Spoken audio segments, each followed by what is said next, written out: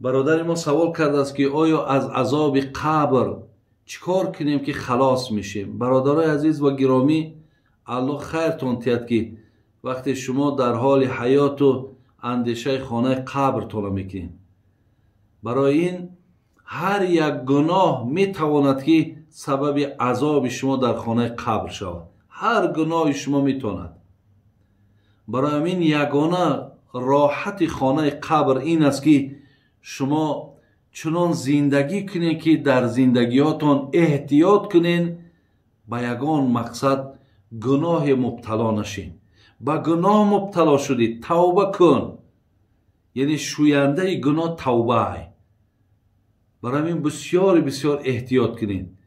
او یک حدیثی را که بسیاری وقت فکر میکنم به گوشاتونم رسیده است که حضرت سعد ابن معاذ بسیاری از محدثین میگد که پیامبر ما گفت 70,000 ملائکه در نماز جنازش اشتراک کرده بود، به خاطر که پیشاب شتر در لباسش میپرید. به همون خاطر مقصد اکثر عذاب قبر از همون شید که بنده نیک خدا عذاب کشید، که حتی عرش الهی میگد، عرش یعنی عرشی که بزرگترین مخلوق میگد و لرزید و جنبید در گذشتن سعد، ولی به خاطر آنی که در پیشاب بینین یا همیشه چیزی خورد شمارید یا گناه خورد شمارید، چقدر پیامبر گرامی طلب مغفرت کردن تا زمانی که قبر او را جقید و بد کشادش. برای همین در پیشاب هاتون اهمیت بتین. قبر دیگر را دید که سخنچین بده، سخنبر بده است. از سخنبری و سخنچینی هم احتیاط کنین، از غیبت هم احتیاط کنین، از حقارت هم احتیاط کنین. یعنی گناهایی را که شما میدونین که هر کار گناه است احتیاط کنین، انشاءالله خانه قبرتون از عذاب خالی می شود. سوال دیگر، بامداد را با طهارت سحر خانی تا پیشین یا عصر حاجت خانه نرای، میتونی دست روی کنی و بخوانی، یا با طهارت شب خواب کنی سحر حاجت خانه نرای با دست روی میتونی که نماز خانی میتونی. شما اگر مثال ساعتی 10 شب خواب کردی، نماز خواندی و خواب کردی، سحر میخیزی حاجت خانه نمیرای، میتونی که راست رفته دست رو گفته برادرها غیر پای ها را شسته نای، یعنی پای ها تا نمیشوی. دست روی گفته برادرای عزیز فقط بین پا را نمیشوی، یعنی مستحب نمیکنی. دیگر همه عضوها تا میشوی، یعنی روی میشوین، دستاتو نمیشوین، پاتو نمیشوین، فقط بگه مستحب نمیکنین، استنجا نمیکنین. وقتی که سحر از خواب خیستی و شما اگر حاجت خانه نرفتین، میتونی که با هم طهارت دست رو، یعنی دست و روی گفتن مردم فکر کرده که فقط همین دست روی میدراید، پا هم میدراید. اگر پا را نشوی و نماز خوانی نماز درست نمیشود، زیرا شستن پای فرضه. فقط مستحب نمیکنی، یعنی استنجا، یعنی بین پاتا نمیشوی. این یک مسئلهش. مسئله دیگری که اگر شما طهارت سحر باشد، اگر شما با شرطی که طهارتتون مثال یا سلامتیتون هم خوبیه که تا پیشین هم مقصد شما را رفتن حاجت خانه ضرورت پیدا نمیکنه، تا عصر هم که حتی ضرورت پیدا نکنه میتونین که شما با همون طهارت تو نماز خوانین. لیکن پیامبر گفته است در 2 حالت نماز درست نمیشود. یکی حالتی که وقتی نماز هست و تو گرسنه ای، میگه اول شکم تا سیر کن بعد نماز تا بخوان، زیرا این که در درون نماز همیشه یاد گوشی تو برای خوردنت هست، تو از ثواب نماز محروم میشه. دویم وقتی که طهارت تنگی میکنه، یعنی ضرورتی به حاجت خانه هست و خوشت نمیته که طهارت کنی، انمی حالت دم که نماز بخوانی نماز ثواب نداره. برای همین وقتی ضرورت نباشه آزاد میتونه که شما مقصد با همون طهارت سری اگر تا خفتنه که قوت و توانایی و سلامتیت باشه. و بعضی آدمی هست که کم خوراکه، بعضی آدمی هست که مثال نوشابه را کم می نوشه، اینها میتونن که طهارتشون مقصد تا خفتن هم نگه دارن. برای همین هیچی باکی نداره. با همون هم میتونه که شما تا شب نماز خونید. یکی ضرورت پیدا شوه و خشد نته اینجا نماز درست نمیشه. یا اینکه با طهارت شب برادرای عزیز شما سحر خیستین و قضای حاجت نرفتین و راست مقصد دست رو تونه و یعنی طهارت دست رو کردین و آمده نماز خونین درست میشود. این بسیاری مردم ما میگه چه خیل مثال ای شب تا روزی خواب کرده. بله برادر، الاستنجا من کل حدث غیر نوم و ریح. میگه استنجا را میگه همه وقت بین پاهاتون بشوین مگر در صورتی که وقتی که اگر شما بادتان میبروید یعنی بادت که برآمد ضرورت نداره که بین پا را بشوی. ببین، یا اینکه میگه ای خواب میخیزین طهارت داشتی و خوابت برد. خواب طهارت هم میشکنه لیکن استنجا را نمیشکنه. استنجا در جای خودش باقیه. دست رو بکن برای نماز خواندن بگیر.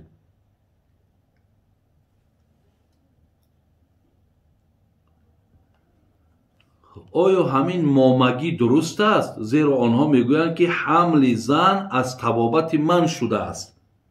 یک کار است، هر یک حملی که در خواهرها و مادرای ما پیدا می شود این از نزد الله است. فقط بعضی ها سبب می شود. یعنی دیدین که یک کس بیماره یک نفر می رود می خواند الله مهربان شفاش میده. یک کس سبب می شود ولی فلانی چیکار میکرد؟ شفا مییابد. برای همین اگر همین مامگیه که بگد که مقصد من همین را میتونم که مقصد همین صاحب حمل شود، صاحب فرزند شود، انا این مامگی نادرسته.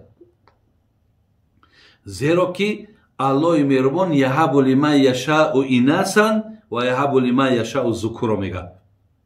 فرزند نر و ماده یا فرزند به دنیا آوردن الله میگه همه ای نزد منه. برای همون مامه ها کسی باشد همیشه اینا فراموش نکنین. بسیاری از تعویض می نویسند تومار. دیدین که بسیارش میگن که برادر عزیز من یک ممکن انا واسطه شم، یک وسیله شم، ممکن یک سبب شم، لیکن شفا در دست الله است. از من نبین که خطا گناهکار میکنی. برای همین ما کار میکنیم برادرای عزیزو، طبیبهای ما کار میکنن، لیکن هست شما ندیدین که طبیبهایی هستن که شب و روز بالا یک بیمار حرکت بکنن لیکن بیمار میبرکو. یعنی اگر ای دستی طبیب میامد او نمیگذاشت که این مثال حیاتش تمام شود. او تمامی حرکت کرد، تمامی سعی و کوشش کرد، لیکن الله که خواست باید امی از دنیا بگذره، از دنیا گذشت. برای همین این مامه هم اگر هزار علم و مهارت هم داشته باشی، الله که اگر نخواهد این مینت و این گپی تو همه در هوا میمونه.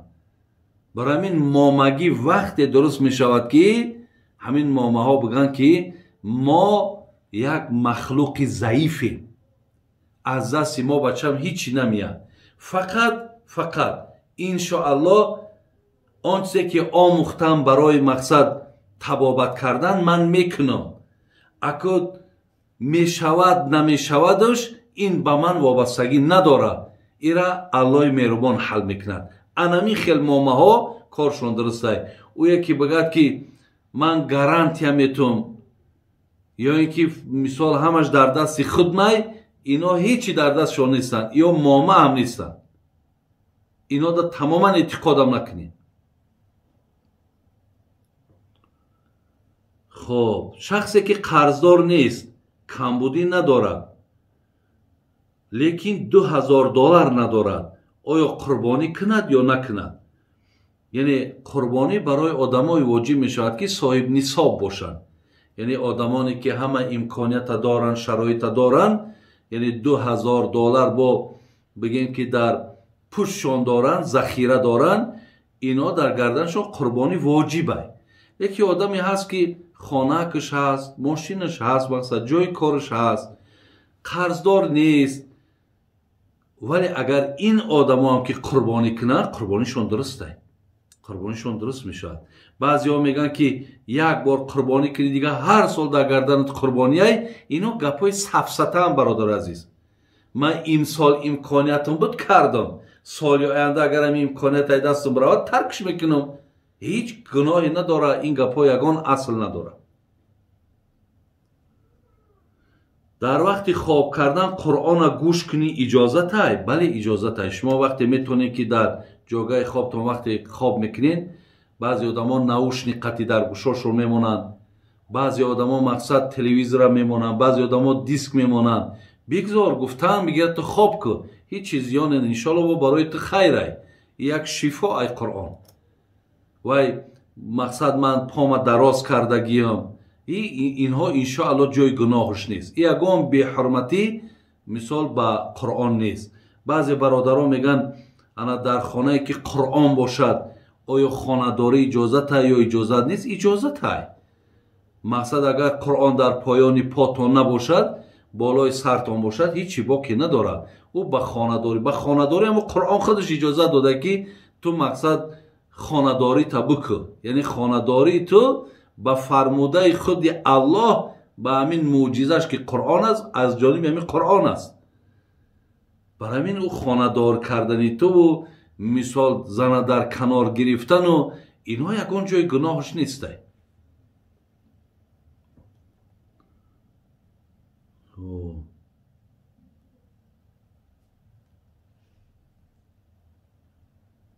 از مگزین های روسیه دزدی میکنند، باز نماز میخوانند. کمی بوده است که از مگزین های روسیه در آمده، یعنی دزدی میکنه و با میان نماز میخونه. خیلی کن نمازی که برادرای عزیز شما را ای دزدی من نکنه، نمازی که شما را ای زنا من نکنه، نمازی که شما را از تمام کردارهای یا حرامها اگر وقت منتا نمیکنه، معلوم است که این نماز دست شما را برادرای عزیز در آخرت نمیگیره. این نمازی که بگوی خانه قبر ترا وسیع کنه یا ترا ای زمره آدمای نماز خان در روز قیامت معرفی کنن، این اون نماز نیست.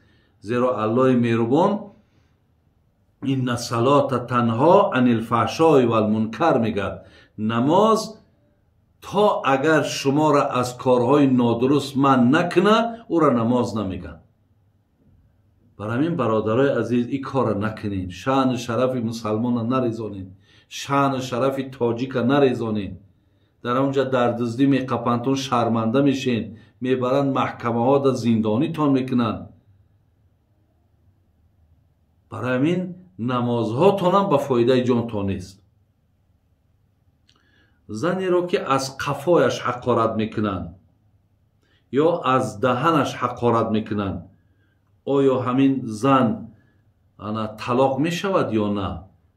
امروز بدبختانه بسیار مردها زنها را گویم در عقیبشان حقارت میکنن یا در دهنشان حقارت میکنن. این خیلی خیلی خیلی ابلهی و خیلی بدبختی هست که وقتی یک زنی را که مقصد تو در نکاح خود در آورده و مادر فرزندای تای، تو بگوی من در دهنی تو فلان کردم، من مثال قفاش نام بگیری من فلان کردم، یا من آچه طرف یا آتای ایتری انسان هایی را که وقتی میبینین اینا سالم نیستن خواهرای عزیز، اینا دیوانه هم نیستن، یا احمقن، یا یک آدمایی بگیم که تماما یا رزیلن. حقارت گناه کبیره. چی قدر غضبناک باشید، چی قدر اگر ناراحت تم کند همون زن، این حقارت ها را باید نکنید. در فلانت فلان کنم، در دهنت فلان کنم، چت فلان آتت آخه همین بسیار بسیار. اگر آخه ما مکتب پیامبر آخه انسان دعوای امتی ما گجا می شود، چرا از زبان پیامبر یگان حرف یا حقارت نشید؟ چرا حضرت یک زن شد؟ اونها هم چی؟ اونها یگان فرشته بودن، اونها هم خطا داشتن، کمبود داشتن، ولی پیامبر با هیچ کدامی و مراسای بد نمی کرد. آخه یکی امروزه بچه امروزه بسیار بسیار بد اخلاقه، بسیار بد زبانه. با بعض پدر و مادرها از همین رفتارهای فرزنداشون با شاید که راضی هم باشن، شاید بگن شما که بسیار خوبش کردی، لیکن مرگ همی خیلی باور کنین کلانترهایی که فرزندا را اگر به همین کارا دلالت میکنن.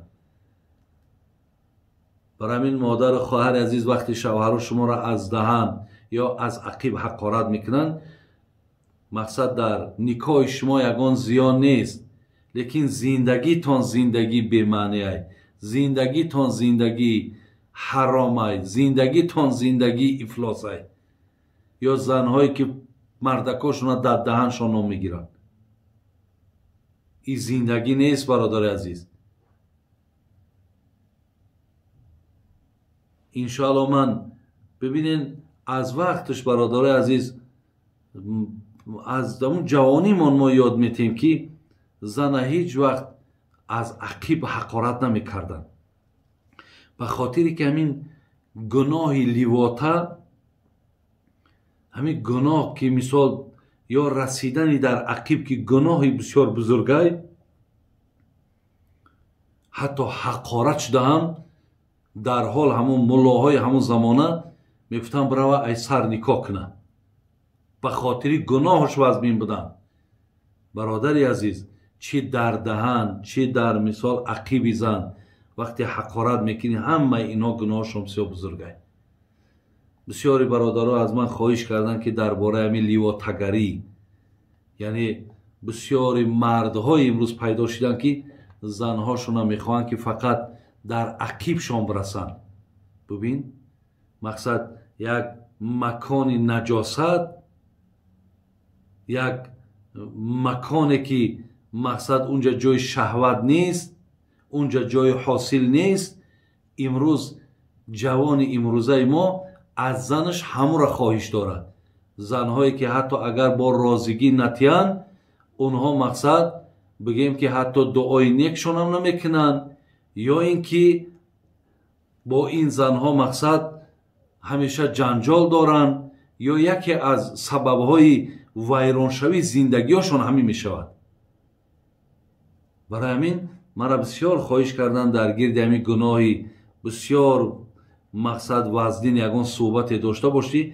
انشاءالله من برای شما یک موضوع مفصل در باب همین گوییم که بچه بازی میگیم یا لیواتگری میگیم، در باب اینها انشاءالله من برای شما صحبت میکنم.